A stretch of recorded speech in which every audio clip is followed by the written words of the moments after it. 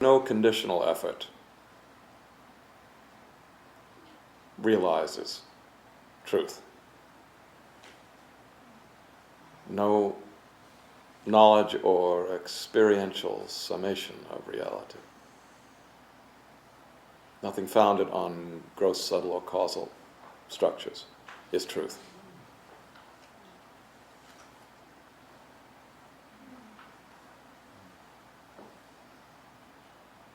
Fundamental, most fundamental, radical, to the root, self-understanding is required.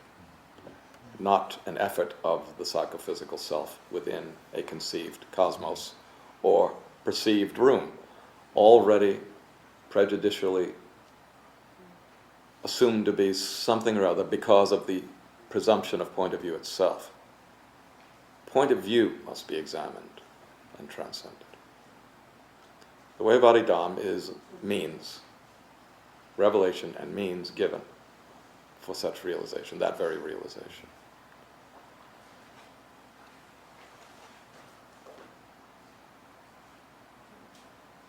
So there is a radical understanding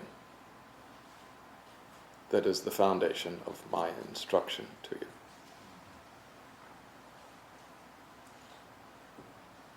And the realization is of reality itself, not as some cosmological design or principle. And is not founded on the structures of the body-mind. It does not preserve point of view, but rather it transcends it perfectly, inherently.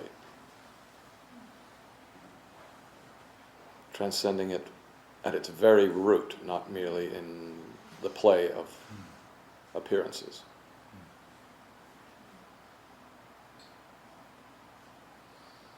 So when matters of religion are put to me by devotees, you have to understand I'm addressing you in terms of the fault of your question, which is ego, point of view.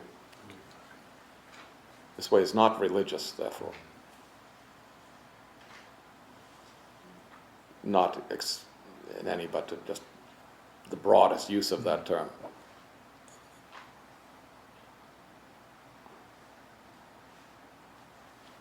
To the point where it almost has no meaning to use the word, truly, but because religion belongs to a domain of efforts that are point of view based, cosmological in nature, associated with myths of apparent reality as perceived, as observed, and so on. And none of that has anything to do with the realization of reality itself. And reality itself is the only truth, the only real God.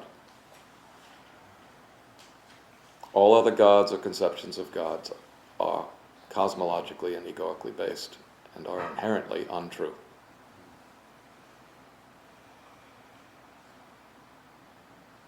So Adidam is not anti-religious, it is simply based on a very critical understanding of egoity. And what you all carry with you in your egoic patterning, you see, is part of that whole display of mankind that you are associated with as a presumed separate self or body-mind. And your religious views or beliefs, however deeply held or not, are associated with an idea of a self that is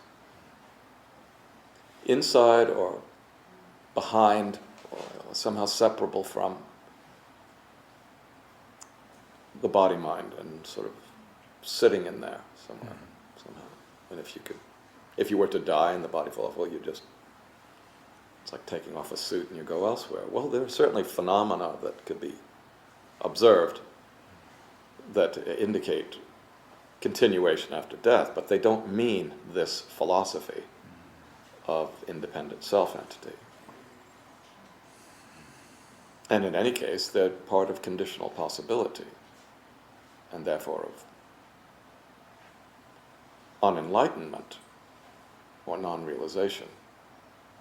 Continued egoity, continued bondage, continued point of view destiny. until you become disillusioned with the destiny of point of view, the impulse to realize reality as it is will not awaken. You will not be moved. Instead, you will continue to resort to the point of view machine, self-contraction machine, and effort of disunion that always wants to be unified with something, pick and choose, you see.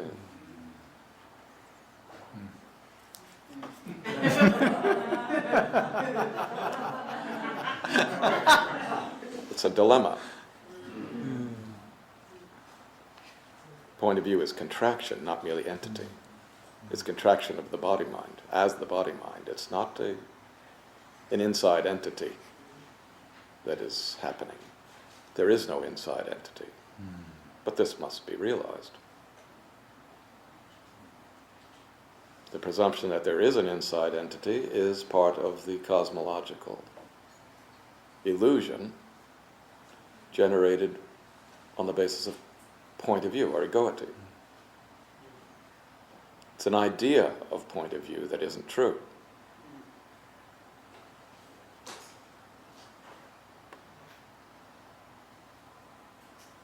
No matter where you sit, everybody seems to be around you. No matter what planet you sit on, everything is moving out from it. Everything and everyone appears to be the center of everything and everyone from its point of view.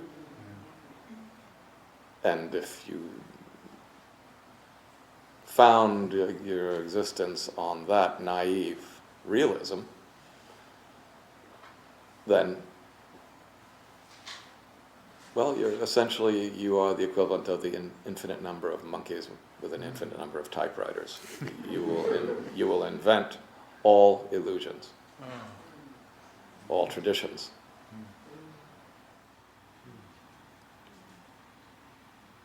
So the old religious views are mythologically based, cosmologically based, ego-based. They are old knowledge. They don't give up their position readily. And most of humanity doesn't really have the means to know better anyway. They're not in a position to observe anything that would produce a new religion.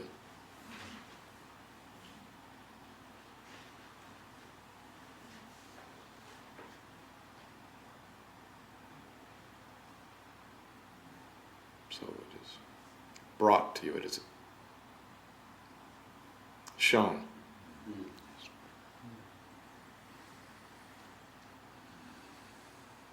So that's what I'm doing here.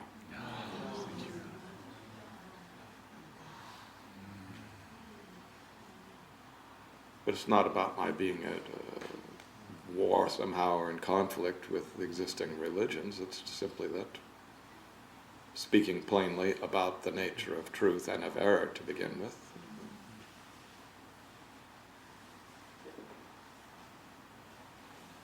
There is something